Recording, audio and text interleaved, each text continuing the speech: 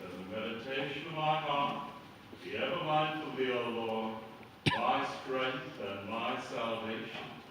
Amen. That is my little thermometer that whenever I speak, she stares at me. Have you had fun watching all the stuff, festivities from Washington? Oh, there's more than enough to fill the cable news networks 24/7. Stuff is going on every moment of the day. And you know, there's an Episcopal angle to all this. It's a lot of fun. It began about 2 weeks ago. There's a church out in Pasadena called All Saints Episcopal Church. It's an Episcopal megachurch. It's got over 1,000 members. It's one of the biggest churches, Episcopal churches on the West Coast. And it's always been on the cutting edge of social activism. They just hired a new rector this summer, last summer, a man named Mike Kidman. And Mike and I were classmates for 3 years, and I know him. He's a wonderful fellow. And when I read the news out of All Saints Pasadena, I could also say, yeah, that's Mike.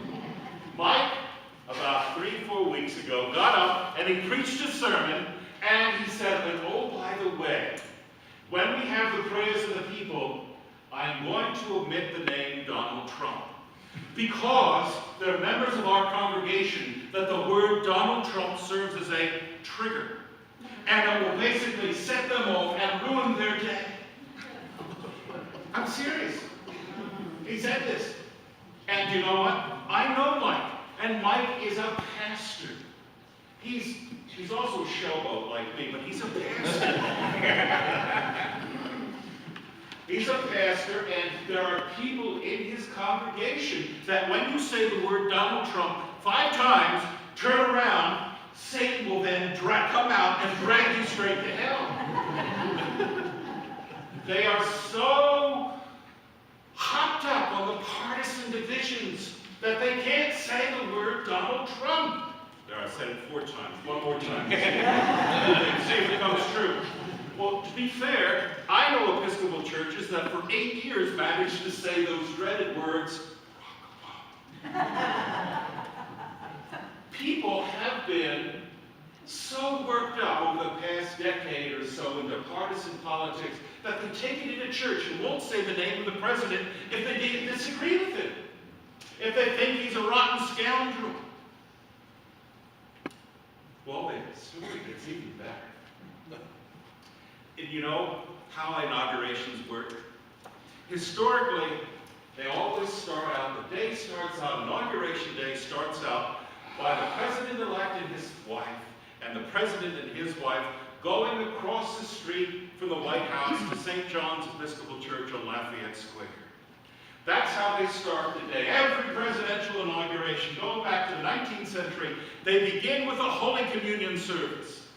In fact, you can thank FDR, who put a tunnel underneath the tube so you could get to church. If it's snowing, FDR could get to church in the underground tunnel. And the church service after the church service, they go back, the president-elect go back to the White House, they have coffee, and then they head down to the Capitol for the swearing-in celebration. That's what they did this time. The president-elect and the president and their spouses went to Holy Communion, and then they went back to the White House for coffee, and then they went to the Capitol, and then that night they have all the balls and all the dances and all the festivities, and the next day, the first day of the new president's tenure, they have a massive church service. Where?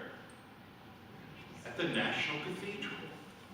Now, that term is intensely irritating to everybody but Episcopalians.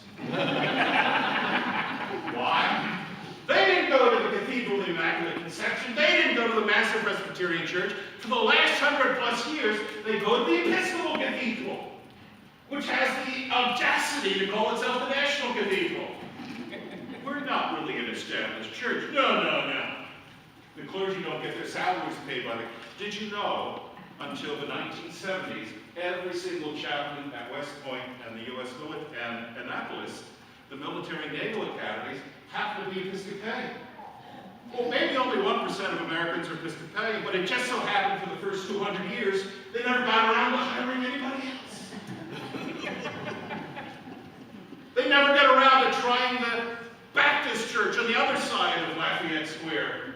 They never tried the Catholic Cathedral. They just do it this way. And in the National Cathedral, we have an interfaith ecumenical service, meaning not only do we have Baptists, we have Hindus, we have Muslims, we have Jews, we have the whole panoply of American religious expression comes and participates in an interfaith service to welcome the new president and seek God's blessing upon him. And we do it in the Episcopal Church. Well, this caused a bit of controversy and a lot of anxious letters to the Washington Post. One of them was from the former dean of the cathedral, a man named Gary Hall. Gary Hall said, it's not seemly, it's not right that we Episcopalians should lend our cathedral to this new president who's a scoundrel. Now, Gary Hall's father was Hunts Hall, one of the Bowery boys. So I always think it a bit funny when Dean Hall talks about the piety and seemliness. Okay, we don't get that. The Bowery boys don't bother you as much as they bother me. Gary Hall wrote this thing, we shouldn't allow him there. And people across the Episcopal Church started getting agitated. Oh, Donald Trump's coming to the cathedral. Oh, the world's going to end. Well, the presiding bishop got involved, Michael Curry. And there are copies of his letter out on the narthex and on the coffee table there and on the guest visitor stand. We made about 100 of them, and I encourage you to read it, where the presiding bishop answers this question: should we pray for the President of the United States? And Michael Curry is an African American and a good Democrat. And he said, absolutely, of course. We pray for our enemies. And might as well pray for Donald Trump. But he basically lays out, prayer is not a weapon. Prayer is not something we give to those we like and withhold from those we avoid. Prayer is seeking God's grace and power upon all people, whether you like them or not. Their politics are immaterial. So if you didn't pray for Barack Obama, managed for 8 years to mumble at that point in the service, or if you didn't pray for Donald Trump this time around, you need to rethink what you think is happening when you pray. Now, what do we do here? Well, we're sort of methodical. This year, we're on prayer right 2. Last year, we were on prayer right 1. Next year, we'll be on prayer right 3. You're right, Art. Some of those name the president. Some pray for all those in authority. We just go for, this year we're doing Eucharistic prayer D. Last year we did C. The year before that we did B. What did we do before that, Art? A, that's right. So we don't have, if you will, any political meetings. So we're actually not going to pray like for Donald Trump by name this year. Why? Because right 2, you pray for all those in authority. But the presiding bishop's words are essentially, look, our country, our church, our world, all these institutions that are important and meaningful are so divided that if we don't pray, if we don't seek God's blessing and intervention, we're just making the situation worse. I do encourage you to pick up a copy of this letter. It's out in the narthex. It's really worthwhile. And this is the exact situation that Paul is writing about when he writes to the Corinthians, our second reading of today. If you look at your reading insert, you turn to the back page, 2 Corinthians, Paul is writing to the Corinthians. Now, what is the church in Corinth like? Last week we started the letter to the Corinthians, and I mentioned that Corinth was the modern-day Panama Canal. It was Shanghai. It was Las Vegas. It was sin, sex, money. The villages. It was where East and West met. There were no Greek Corinthians. Everybody was from someplace else. The villages. And it was a commercial town. So you had Greeks, you had Italians, you had Ethiopians, you had Egyptians, you had Assyrians. You had people from all around the world working in the markets of Corinth. Corinth was situated so that all trade from the east and west had to go through Corinth, and be transshipped, because to sail around the Peloponnesus, around the Greek peninsula, was a dangerous, risky affair because of the winds and tide. And in the days before celestial navigation, commerce ships hugged the coast. And you couldn't, and there were some places you avoided, and that's why Corinth became a commercial mecca. And Corinth was a hopping town. Not only could you go to the temple of Aphrodite and worship God and love and sex and all that, you could pray in any sort of place you wanted to. Any religion was there on call. Anything was there for you, or no religion whatsoever. And Paul planted the church in Corinth. We read about this in chapter 6 of the book of Acts. He went there and he started the Christian church and he moved on. And a new rector came into town, and guess what, folks? Some people didn't like the new rector. He didn't have that stained glass voice, the curly beard. He wasn't paying attention to the right people. And the church became divided. I like Paul. He was a great guy. Can't we get him back? I like Apollos. He's the new man. He's got new ideas. He's going to change this place for the better. Well, I like Cephas, but he's never been here. And Paul's writing, Chloe has written a letter to me. Chloe's written a letter to me telling me that you people in Corinth have been divided into factions in favor of this and in favor of this. And friends, that is contrary to what being a Christian is all about. Now, you would expect, would you not, that Paul at this point was talking about Holy Communion. Because when you come together in Holy Communion, when you receive the body and blood of Jesus Christ, you become one among the elect, one within the communion of saints. That's what I would have said. But Paul chooses to go a different course. He talks about baptism. Paul says, none of you were baptized in my name. And thank goodness, I only baptized 2 of you that I can remember. You were baptized in Christ's name.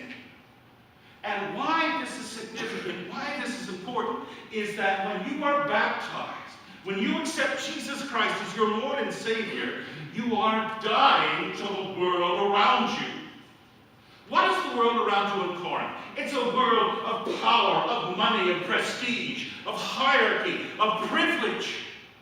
They're the rich, they're the poor, they're the slaves, they're the dockyard workers, they're the wealthy merchants in their counting houses, and each are in their own little place in the pecking order.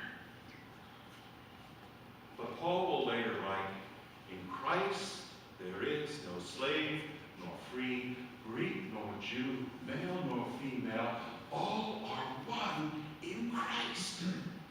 When you are baptized, when you accept Jesus Christ as your Lord and Savior, you break with the world around you, and you turn your heart and follow God. Now, this is not just being happy, clappy, docile. Oh, everyone is fine.